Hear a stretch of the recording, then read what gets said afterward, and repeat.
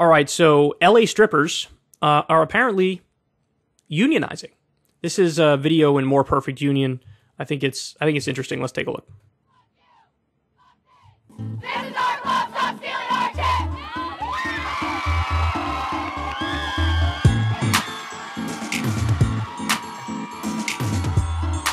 I became a stripper because if the world is set up in this way that I am going to be exploited for my femme body, I want control over that. I want to exploit the system that seeks to exploit me. If this is what we're given, we need to turn that around and make it work for us.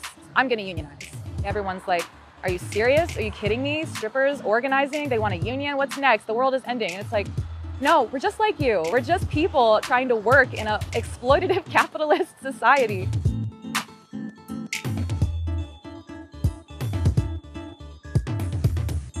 I was fired for bringing up a safety concern about a customer. I saw red flags and I was concerned that things were accelerating in an alarming way that could lead to obsession. I saw red flags of like possessiveness. When I brought up my concerns to the manager on duty, I would imagine that strippers deal with this all the time.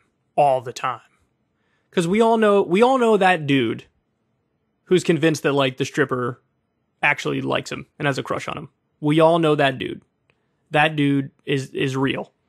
But then there's also the people who go way beyond that, who they're into the stripper and they just go full creepy stalker mode. I bet this is such a common problem. I bet there's at least one of these guys at every strip club around the country, if not way more. That night, he mocked me to my face, telling me that I was going to be murdered by that customer and Jesus. how I was going to be murdered by him. Probably shot, as the security guard predicted. Told me basically that it was my fault, that I must be doing something to lead him on. This is not an isolated kind of occurrence. This is like something that you deal with as a dancer. My real ask for them that night was just to make sure that all of the customers were kicked out at the end of the night so that they weren't lingering, watching us get into our cars, watching us leave and go home, watching us count our money, watching us interact with our boss, all of these things that should be kept private.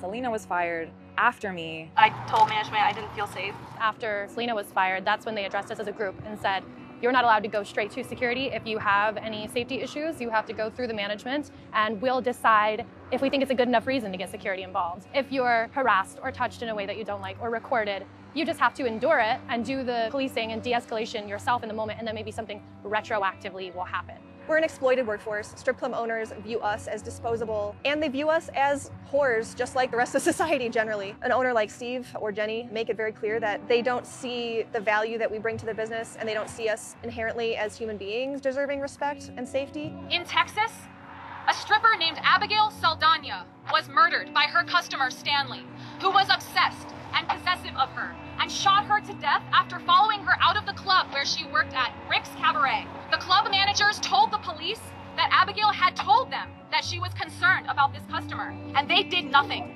Really, this campaign was built on safety, and safety is the most unnuanced thing that I can think of for us to be fighting for. The way that it works in most strip clubs across the country is you come into work and you make tips and you make lap dances, and in some way, whether it's a portion of your lap dances or a portion of your tips, you are an independent contractor, so you're paying the employer or the business owner to rent the space. And it's a little bit more complicated in California with the passage of AB 5, which classifies strippers as employees instead of independent contractors. Because the strip club model was not built to support an employee relationship with the owners, a lot of clubs in California as a whole have made some really shady adjustments, like, okay, well, we'll give you minimum wage, but we're going to take 50% of your lap dances now. Or we'll give you minimum wage, but you have to pay a flat rate of $200 now to come in and work. So they're essentially compensating themselves for having to pay you minimum wage, and dancers actually end up making less money. One of the first things that Jenny made clear to me in my introductory session was that dances are really important because that's the only way we make money. And I'm thinking in my head, but you're also charging $10 for a beer. No, I am there and I am the strip club, and you wouldn't have a business without me, and you wouldn't be able to bring any customers into your bar and charge the kind of money you're charging without me.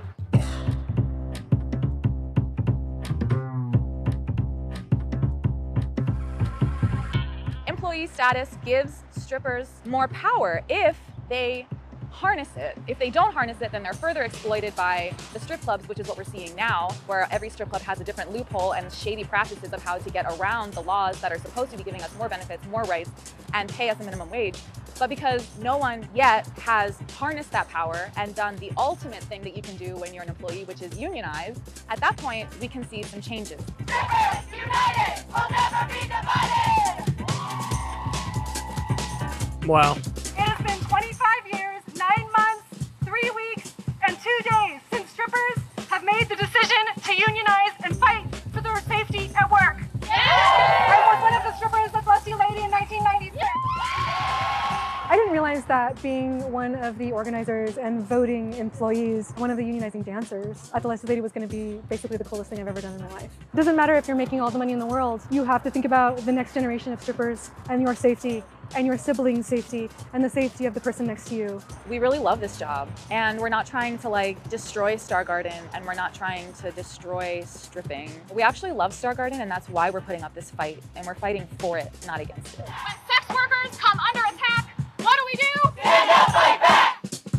Wow. All right, that was a really cool video. More Perfect Union, more good work coming out of More Perfect Union. Go subscribe to them, guys, if you haven't. Based.